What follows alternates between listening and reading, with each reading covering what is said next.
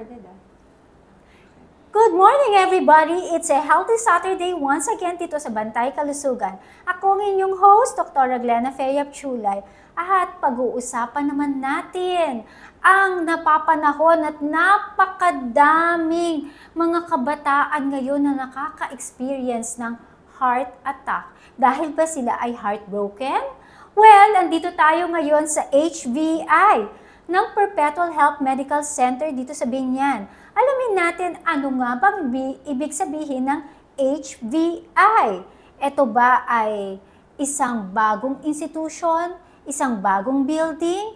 Aalamin natin yan sa isang cardio fellow ng HVI mismo. Andito sa atin si Dr. Jean Carla Alok. Good morning, Dr. Jean. Good morning po, Dr. Glena. So, ano nga ba yung ibig sabihin ng HVI? Marami kasi ang hindi nakakalam, parang ano yun?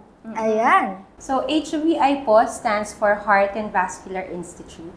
So, it's the cardiovascular department dito po sa Perpetual Health Binyan. Yan ang may pagmamalaki natin dito sa Perpetual kasi meron mismo na isang department na humahawak ng pangpuso lang talaga. So, kung ikaw ay kailangan i-repair ang iyong puso, hindi lamang dahil na heartbroken ka, pwede kang pumunta dito sa HVI, Heart and Vascular Institute. So, when we say vascular, kasama na rin yung mga ugat-ugat. Yes. Ayan. So, kapag meron kang kasama na yung nagbarang ugat sa puso, syempre, at merong mga ugat na rin sa stroke. Dito na rin natin pwedeng, sigurado nare-refer kasi kapag merong stroke, definitely, may kasama rin itong cardiovascular disease. So, as a fellow, ano ang mga ginagawa nyo dito? Kasi dito sa Perpetual, dito lang meron pong fellow ng cardiologist, na nagbabantay sa ospital 24 hours. So, ganyan pong ka-advance na ang technology at ang management ng mga pasyenteng mayroong problema sa puso dito sa Perpetual Health Medical Center. So, ibig sabihin po, pag may cardiology fellowship training, so, merong mga individuals na nakatapos na residency training and actually internal medicine diplomates na who chose to undergo further subspecialization in cardiology. So, here in our fellowship, we see patients and we work them up for their cardiovascular diseases, and then we kung ano yung mga cardiovascular na mga diseases nila, kung ano yung mga needed na exams, we also read their diagnostics, and then together with our cardiovascular consultants, we diagnose them, we work them up, and we manage them accordingly po.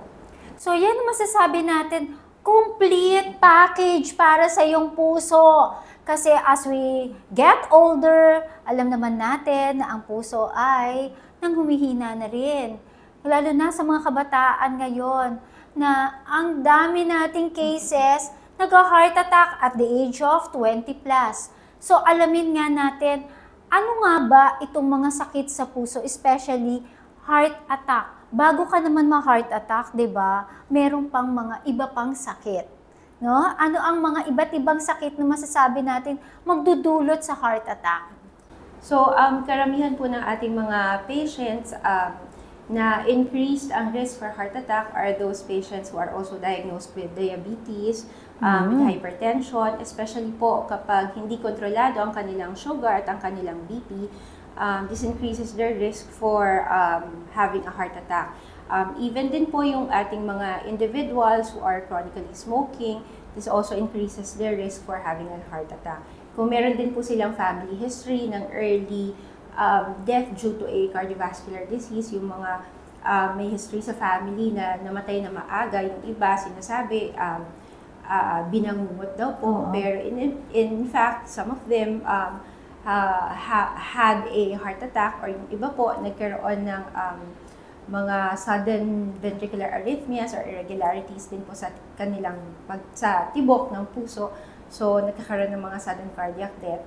So, kung mataas yung family history, meron silang family history ng ganito, this also predisposes them to an increased risk for a heart attack din po. So, mas maganda na bata ka pa lamang, magpa-check up ka na. Lalo na kung nabanggit nga ni Dr. Jean na yung mga may history, family history. So, kapag may alta presyon ang iyong nanay at tatay, hindi lang dahil nagalit sa iyo, ha? Kasi, di ba, kapag nagagalit, sabihin, ayan na naman siya, hina-high blood na naman. So, kung talagang ang iyong blood pressure ay mataas na, ay kailangan mo na talagang magpa-work up kaagad-agad. Paano ba natin masasabi na kapag ang blood pressure ay mataas? At paano natin nadadiagnose at masabing ang isang tao ay may hypertension na? So pag nag-consult kayo sa isang doktor and makita na ma-check ang inyong BP at ang inyong BP ay 140/90 pataas, tapos ma-recheck ito or makuha sa dalawang clinic visits na talaga 140/90, na-diagnose na po kayo na may hypertension.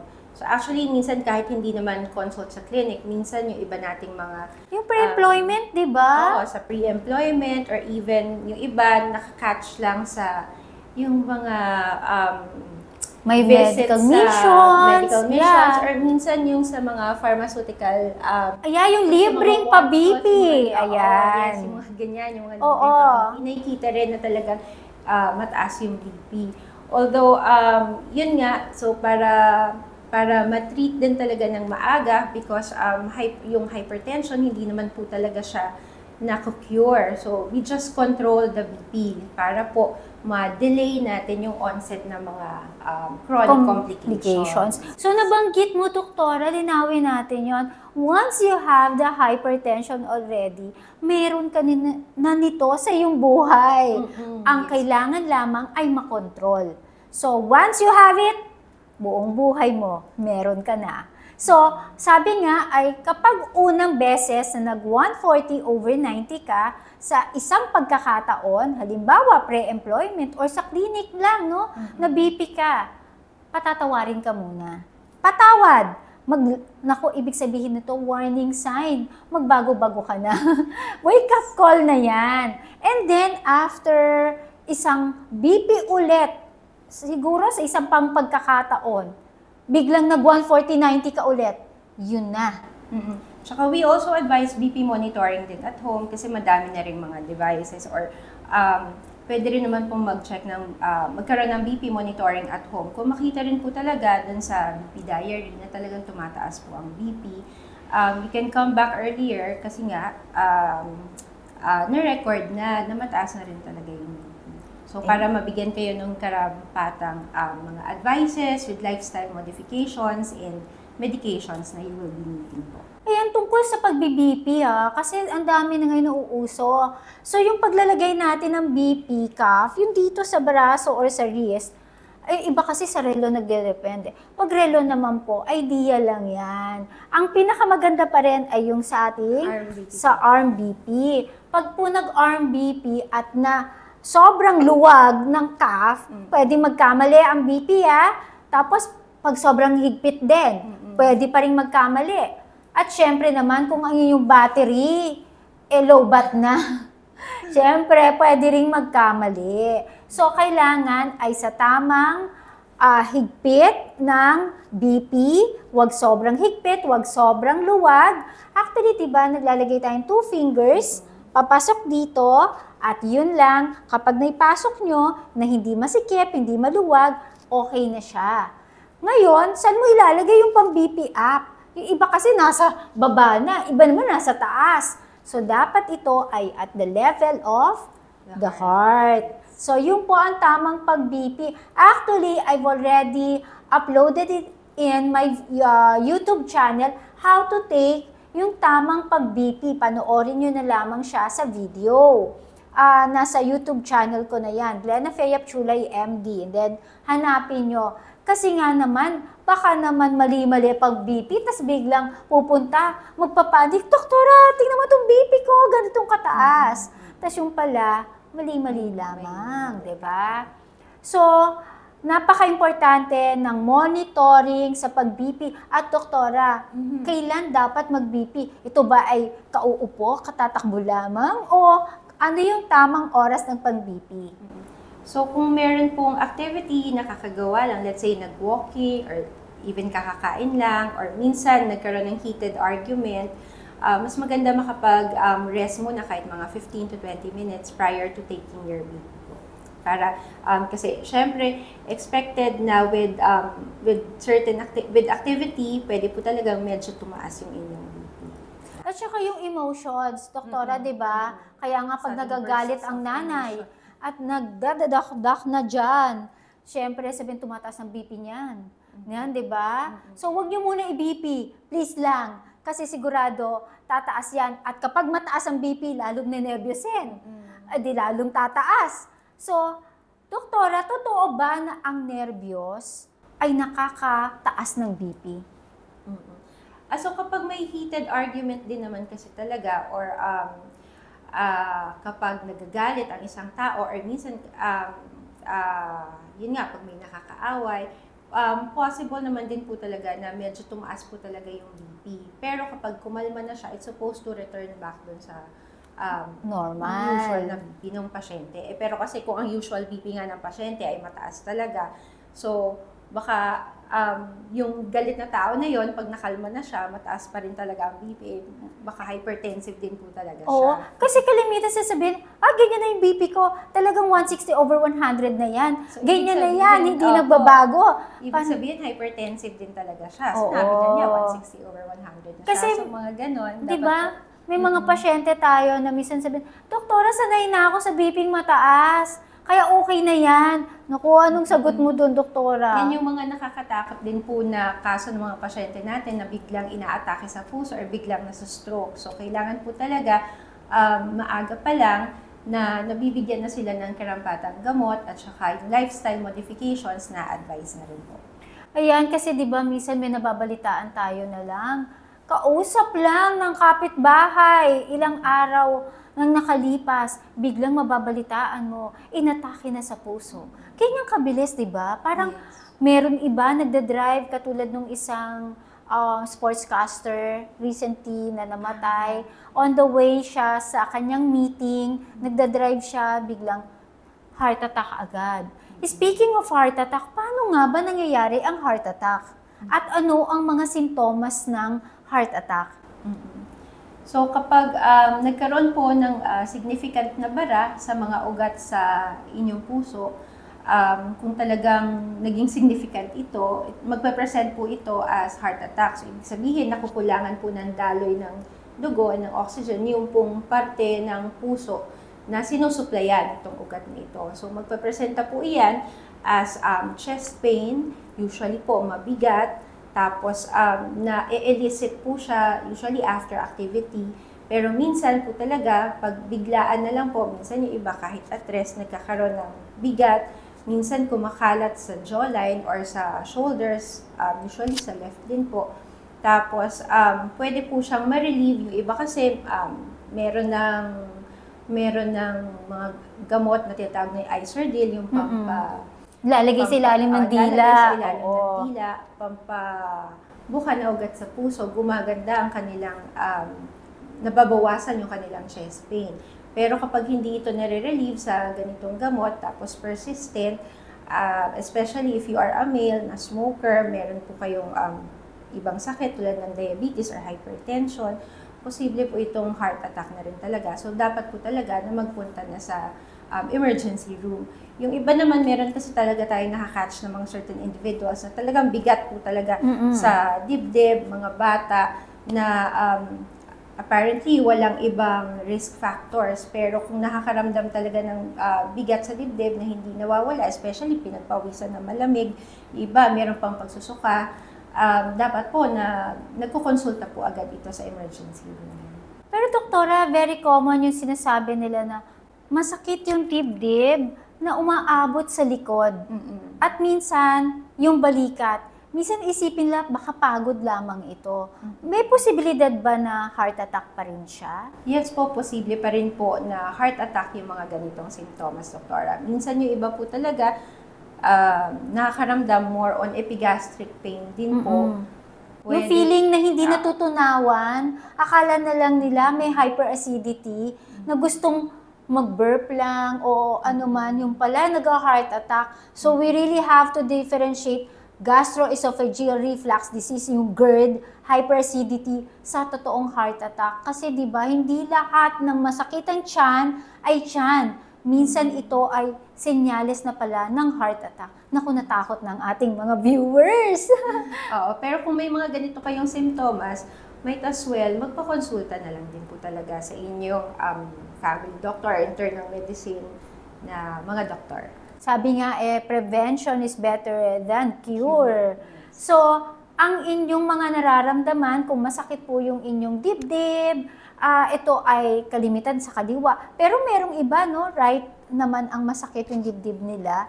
Pero kasi mga referred pains na lang siya. So, ultimo yung nabanggit mo, Dr. Jean, yung sa jaw. Oo, yung panga ha. Minsan nakala mo masakit yung panga mo dahil yung ngipin mo lang. Yung pala, senyales na rin siya ng heart attack. Ito ba ay dapat dire-diretso yung pain? O minsan may patibok-tibok lang, pasumpong-sumpong lang na pain? Usually po, dire-diretso po siya, doktora. Even sa, halimbawa, yung chest pain nila na minsan meron, minsan may parang kumukurot, maya-maya mawawala, pero nararamdaman nila na madalas na. Sa loob ng isang araw o araw-araw, may konting kumikirot sa kanilang puso. Maari ba ito ay nagsisimula na ng heart attack? Well, madami po kasing mga ibang possible na sakit na pwede magpresenta with the symptoms of heart attack. So, kung hindi, syempre, hindi rin naman din talaga kayo sigurado kung whether sa puso ba ito, or sa muscle pain lang ba ito, or reflux nga lang ba ito.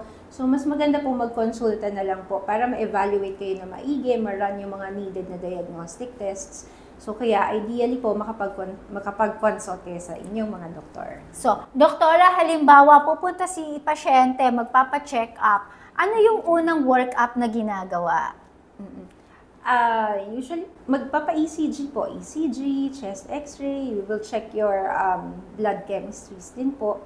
So, yung blood chemistry, eto yun ha, yung FBS mo, yung fasting blood sugar mo, kasi importante kapag diabetic, mas prone actually to heart attack. And then, you have your beyond creatinine, eto yung functions ng iyong kidneys, kasi nag-work hand in hand ang ating heart at ang kidneys din natin, at kasama rin ang uric acid. Ayan. So, yan yung mga blood chemistry. Yung ECG, wala pong masakit dyan kasi may kinakabit lamang at para makita ang inyong tibok ng puso. Ano pang ibang makikita sa ECG? Sa ECG, makikita po natin kung may irregularities dun sa heart rate ninyo. Makikita rin po kung mayroong mga senyales po talaga ng pagbabara sa ugat sa puso. And ayun, whether kung mabilis ba yung tibok ng puso ninyo or mabagal, or kung may, yun nga, kung may mga extra beats, makikita din iyon sa ECG ninyo. Kasi minsan makikita natin sa ECG, di ba, merong skip beat. Dapat regular pare-pareho. Ang nangyayari, minsan merong nakataas, biglang mawawala, biglang may tataas ulit. So, nakikita po lahat yan sa ECG. And even the 2D echo. So, ano nga ba yung 2D echo? So, sa 2D echo po, this is yung ultrasound ng inyong puso. So, makikita po dito yung structure ng yung heart, whether kung nangangapal yung walls ng heart, and kung meron nga pong parte or wall ng heart na medyo mahina na yung function. Makikita rin po dito kung merong tubig na nakabalot sa puso, minsan may signs na inflammation or madami po actually tayo, yun nga, makikita dun sa 2D echo. Even yung overall function din po ng heart, makikita po din natin doon. So, importante po yan. Actually, routine na lang siya, no? Even the chest x-ray. Isang pangkaraniwan na mga eksaminasyon na dapat meron ang isang hypertensive. Huwag nang magulat na bakit ang dami. Yan po ay parang standard na ginagawa sa isang tao. Even nga sa mga executive check-up, di ba? Kasama na siya sa listahan ng mga kailangan gawin. So halimbawa, doktora, may nakita, eto na, nakakatakot yan. May nakitang diferensya sa ECG. So ano ang next step na gagawin sa kanila? Depende po kung ano yung nakitang diferensya sa ECG. So sabi ko nga po, pwedeng may irregularity na nakita dun sa ECG or merong senyales ng posibleng pagbabara sa puso. So pwede rin makita whether may certain chamber sa heart na nag-e-enlarge, posible rin po ito makita dun sa ECG. So from there, we usually ang next po namin pinapagawa ay yung posible po 2D echo. Okay? So para po makita nga po yung overall function ng heart, pwede rin po siyang ma-requesta ng 24-hour Holter monitoring kung meron po talaga makitang irregularities dun sa tibok ng puso, para po makita natin kung ano yung mga activities na nag-elicit nitong irregularities ng kanyang heart rhythm, and kung gaano ka-frequent nangyayari yung mga ganitong irregularities din po. And then, kapag may nakita pa na may nagbara, ay pwede nang i-up naman to angiogram. No?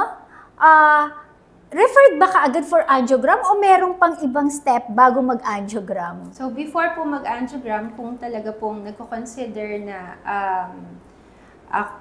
kung nagko-consider dun sa patient na mayroong pagbabara sa puso, tapos let's say wala pong masyado walang nakitang problema sa 2D echo, pwede po siyang gawa ng exercise stress test or ng ito yung treadmill na sinasabi. Yes, yung treadmill stress test or yung echo stress test. Echo stress test. Kasi kung halimbawa sa stress test, mahina na ang tuhod ni pasyente, hindi na niya kakayanin pa na maglakad sa treadmill kasi 'di ba nalakad silang ganun.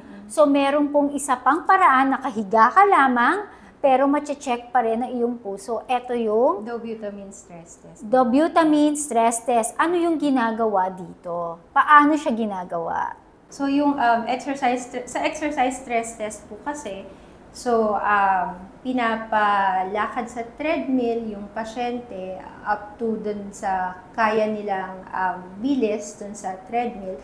Tapos yung pasyente may nakakabit po sa kanyang leads para ma-check yung kanyang ECG, ma-check yung kanyang rhythm ng kanyang heart, pati yung sina-check din po yung kanyang BP. So, tinitignan kung at what level of stress, kung may elicit po na signs ng ischemia na tinatawag or pagbabara sa puso, or kung sobrang tumataas po ba yung BP kapag nabibigyan ng stress yung puso. Pero kung ang pasyente hindi naman po kayang maglakad or mag-jog dun sa stress test, dun sa treadmill, kung may problem sa paglalakad, let's say, sa tuhod, medyo elderly na, mabilis na sumakit ang tuhod, pwede po siyang gawa ng dobutamine stress test. So, sila yung nakahiga lang sila? Opo, sila po yung mga nakahiga, tapos sa esweruhan, tapos mabibigyan po ng doses po ng dobutamine para ma-increase po yung heart rate po nila. So, nabibigyan ng konting stress para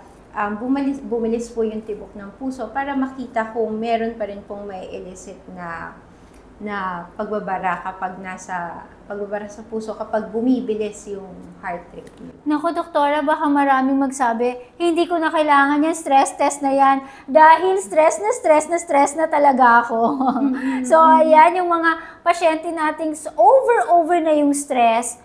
Iba pa po yung stress na yon dun sa stress test na sinasabi namin dito, Saka kasi dun sa stress test, nire-record po yung activity ng heart ninyo.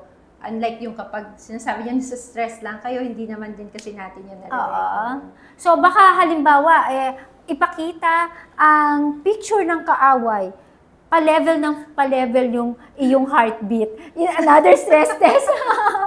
So, ayan po, kasi pag nai-stress talaga tayo, nati-check yung ating heartbeat.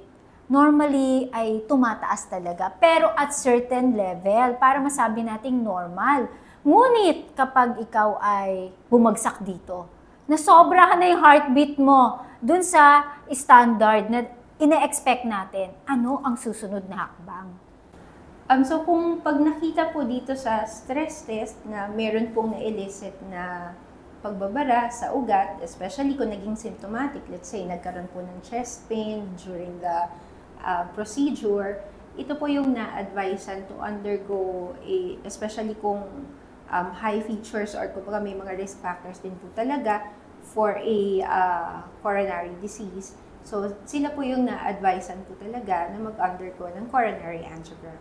So, yung coronary angiogram, ito po ay isang procedure na hihiga lamang ang pasyente, gising ang pasyente, at may papasok lamang sa ugat. Diba? May papasok sa ugat para makita yung mga bara. It's para siyang diagnostic procedure po siya. Opo. So, may camera siya.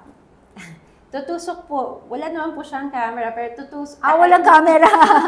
Tutusok po dun sa pulso, and then mag-i-inject po, may wire na ilalagay, tapos po may dye na papadaanin po dun sa ugat, tapos magla-light up, kumbaga, pag na-inject na yung dye, magkakaroon po ng x-ray din po sa dibdib, tapos makikita po doon kung aling parte po ng ugat yung may bara. So, makikita kung may bara, kung nasaan pong mismong ugat yung may bara, yung extent ng pagbabara, and kung ano yung mismong location, whether nasa mga sanga po ba siya or nasa main arteries po ng puso. Yung sinasabi nating camera, kasi mukha siyang camera, pero may screen kasi yan. Parang TV, may monitor, nakikita yung pagdaloy, nababantayan yung pagdaloy ng ugat, na kapag may bara, hindi siya nagtutuloy.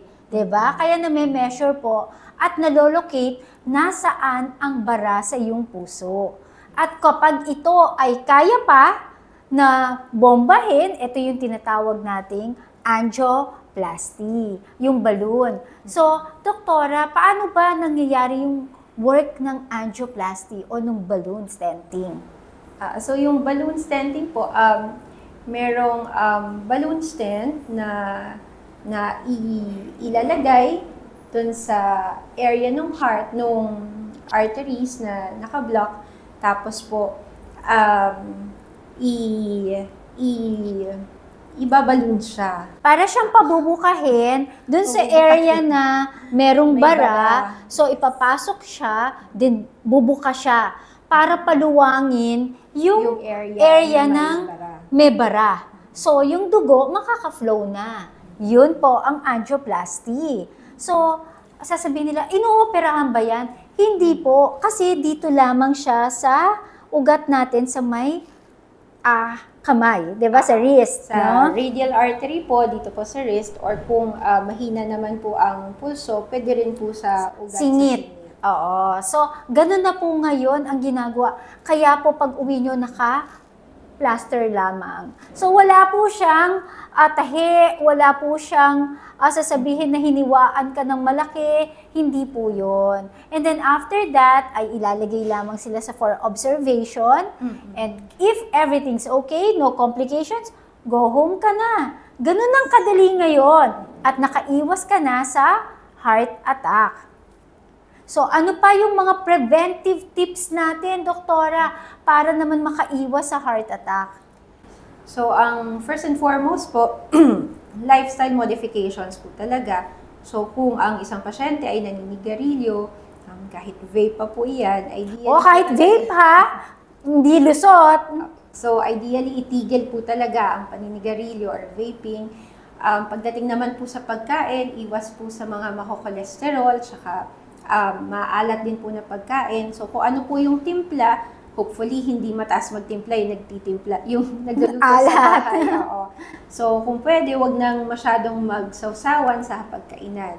Tapos, so iwas din po sa mga makokolesterol na pagkain. Ano po yung example ng makokolesterol? Actually, mga pasyente natin, alam na nila ang bawal. Gusto lamang nila marinig pa ulit.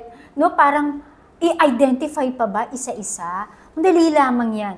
Lahat ng karne ay merong kolesterol. So, yung po yun, hindi sabihin, yung mantika, yung walang kinalamang vegetable oil dahil wala siyang kolesterol at huwag nyo silang pagbintangan. Ang meron pong kolesterol ay yung pinirito nyo dun or pinaggamitan yung karne ng mantika, kaya nagkakaroon ng oil. So, Ayan. ideally po ang kinakain yung lean meat, so yung balat, syempre yung masarap na part, yung balat ng Masarap daw ang bawal eh. Oo. Si iba, may iba talaga na mahilig dun sa mga taba ng baboy. So, ideally po, iniiwasan ito. So, tapos, other ways ng pagluto ng pagkain. So, syempre, nauso na rin yung air fryer. Kapag gumagamit niya, less din talaga yung oil. Tapos po, pwede rin i-steam yung mga pagkain para mas less din talaga yung oil na ginagamit. Ayan. And more of vegetables Vegetables and and fruits. Ayan. So, totoo na ang asin po ay nakakapagpataas ng presyon and eventually, pag mataas ang presyon, ay pwedeng mag-lead to heart attack. So, doktora, yung bang mga processed foods natin talagang marerecommend natin kainin o ganong kadalas dapat lamang kainin? Yung mga processed foods like hot dogs, tocino, ayan, canned goods. Ideally po talaga, we shy away from them. We go for yung natural products din po talaga. So kung talagang hindi may iwasan, so as much as possible, i-lessen yung pagkain kung talaga hindi may iwasan. Doktora, may question kasi 'di ba nauso yung mga brandy daw, red wine ay nakakatulong sa heart. Ito ba ay marerecommend o kung pwede naman, gaano bang kadami lamang? Kasi baka naman laklakin nila yung isang buong red wine.